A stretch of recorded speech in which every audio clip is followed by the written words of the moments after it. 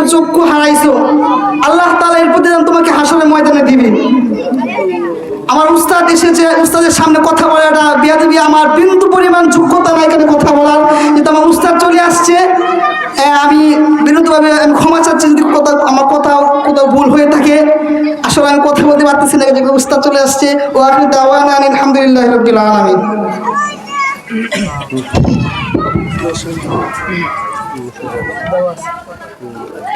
আউযু বিল্লাহি মিনাশ শাইতানির রাজিম। বিসমিল্লাহির রহমানির রহিম। সম্মানিত উপস্থিতি, ওয়াজ এলাকার মুরব্বিয়া,